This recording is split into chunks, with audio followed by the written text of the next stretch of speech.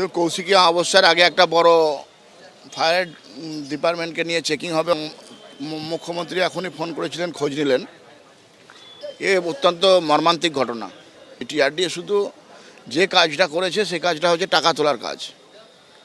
টিআরডিএ দুর্নীতি হয়েছে। টিআরডিএ দুর্নীতি মানে ভয়াবহ দুর্নীতি। টিআরডিএর দূরদৃষ্টিতার অভাবের জন্য আজকে এই ঘটনা ঘটেছে।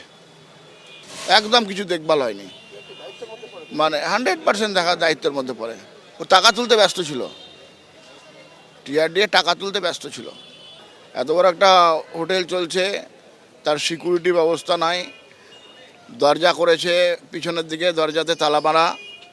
যে দরজাগুলো ঠিকঠাক খোলা থাকতো মানুষগুলো বেঁচে যেত। এখনো পর্যন্ত আমার কাছে যা খবর আছে সেটা একটা আবাসন হোটেলে ঘটনাটা ঘটেছে এবং ভোরবেলার দিকে ঘটেছে। ঘটনা খবর পাওয়ার সাথে সাথে আমি কলকাতা থেকে বেরিয়ে গেছি। ঘটনা পূর্ণাঙ্গ তদন্ত করে তবেই বলা যাবে কেন এই ঘটনা ঘটেছে, কিভাবে ঘটেছে এবং এই ঘটনা পিছনে কারা দায়ী। মুখ্যমন্ত্রীর সাথে আমার নিরন্তর যোগাযোগ আছে, আর উনি সমস্ত বিষয়টা দেখছেন এবং আমরা যারা এর সাথে যুক্ত আছে, যাদের জন্য এই নিরাপরাধ প্রাণ চলে গেল, তাদেরকে শাস্তি হবে। আর আমরা ঘটনা পূর্ণাঙ্গ তদন্ত করে সমস্ত দিক খতিয়ে দেখে আমরা ব্যবস্থা নিচ্ছি। হোটেলের অন্দরসজ্জায় ফাইবার ব্যবহার করা হয়েছিল, যে কারণে আগুন আরো দ্রুত ছড়িয়ে পারে বলে অনুমান করা হচ্ছে। কি কারণে আগুন লাগলো এবং সঠিক অগ্নি নির্বাপন ব্যবস্থা ছিল কিনা তাও কিন্তু খতিয়ে দেখছে পুলিশ। ইতিমধ্যেই অগ্নিকাণ্ডের ঘটনায় একজন হোটেল মালিককে আটক করা হয়েছে। পুলিশের পক্ষ থেকে কি জানানো হচ্ছে শোনাও। তারাপীঠে বিদেশনি লজ সকালবেলা প্রায় 5টার কাছাকাছি খবর আসে পুলিশের কাছে কি এখানে আগুন লেগে গেছে। এখান থেকে মোট 22 জনকে জীবিত উদ্ধার করেছে ফায়ার ব্রিগেড আর পুলিশের টিম লাইডার লাগিয়ে। 11 জনকে আমরা হসপিটালে পাঠানো হয়েছে। অ্যান্ড খুব দুঃখের ঘটনা কি 7 জন মারা গেছেন, আহত হয়েছেন।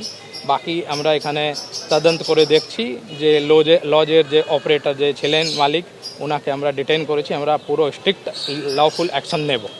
আপাতকালীন ব্যবস্থা যে ভিতরে গিয়ে দেখলাম কিছু ফায়ার হাইড্রেন্ট বা হ্যান্ড হেল্ড ফায়ার এক্সটিংগুইশার্সগুলো আছে, বাট তবুও প্রচুর ফলস সিলের কাজ এগুলো আছে। আমরা এফএসএল এর রিকোয়েজিশন করেছি, ফরেন্সিকের টিম আসছে।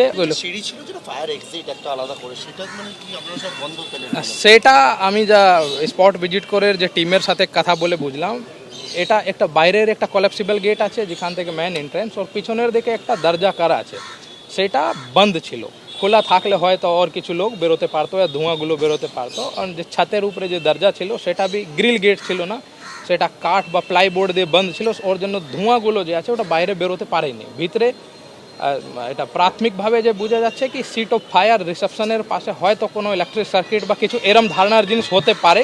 তারাপীঠে যে জায়গা আমরা রয়েছি এটা হচ্ছে তারাপীঠে বিদেশিনী হোটেল, একেবারে তারাপীঠ মন্দিরের কাছে এবং তারাপীঠ থানার ঠিক পাশেই এই হচ্ছে হোটেল। যে হোটেলে দেখতে পাচ্ছ একাধিক রুম রয়েছে এবং এখানে যে বিষয় দেখতে পাচ্ছি 5তলা যে হোটেল, সেই হোটেলে এদিন ভোর রাত্রে হঠাৎ করে কিন্তু অগ্নিকাণ্ডের ঘটনা ঘটে, যেটা এখনও পর্যন্ত অনুমান শর্ট সার্কিট থেকে এই আগুনটা লাগে হচ্ছে এই 5তলার একেবারে নিচের যে ফ্লোর রয়েছে, যে ফ্লোরের ছবিটা কিছুটা দেখলে তুমি বুঝতে পারছো যে একেবারে এখান থেকে আমরা দেখাচ্ছি ছবিটা। নিচে রিসেপশন রয়েছে আমার ঠিক ডান দিকে, এই হচ্ছে ডান দিকের ছবিটা, যে ডান দিকে টেবিল রয়েছে রিসেপশন, এখান থেকে খুব সম্ভবত আগুনটা লাগে। এবং যেহেতু এই জায়গায় আগুনটা লাগে তার ফলে কি হচ্ছে, এখানে যে এটা হচ্ছে এক্সিট গেট রয়েছে, এই এক্সিট গেটের সামনে থেকে এমন পরিস্থিতি তৈরি হয় যার জন্য এই এক্সিট গেট থেকে কেউ বেরোতে পারছিলেন না। এবং একেবারে এই হচ্ছে ডান দিকে রিসেপশন, সেই জায়গায় প্রথমে আগুনটা লাগে এবং তারপর এখান থেকে আগুন হচ্ছে ওপর দিকে ছড়িয়ে পড়ে। এবং এর ফলে কি হয়, অনেকেই বলছেন যে তারা হচ্ছে হোটেলের মধ্যে আটকা পড়ে থাকেন এবং আটকা পড়ে থেকে একেবারে যে পরিস্থিতি হয়েছিল সেই পরিস্থিতির মধ্যে কিভাবে তারা রক্ষা পাবেন সেই নিয়ে অনেকেই বলছিলেন। আতঙ্কের মধ্যে তারা ছোটাছুটি করতে শুরু করেন, কেউ বলছিলেন তারা ছাদের দিকে ওঠার চেষ্টা করেন। এবং এখানে দমকল এবং পাশেই হচ্ছে তারাপীঠ থানার পুলিশ, তারা আসে এবং আসার পর সঙ্গে সঙ্গে এখানে উদ্ধার কার্য শুরু হয়। এবং ইতিমধ্যে এখান থেকে এখনো পর্যন্ত যেটা জানতে পারছি অনেককেই উদ্ধার করা করা হয়েছে, যাদেরকে হাসপাতালে নিয়ে যাওয়া হয়েছে, অনেকেই হচ্ছে ট্যুরিস্ট এবং এখানে প্রত্যেকেই প্রায়, এবং তারা এখানে এখনও পর্যন্ত অপেক্ষা করে রয়েছেন। কেউ কেউ বলছেন তাদের যারা আত্মীয় পরিজন তাদের খোঁজ করছেন।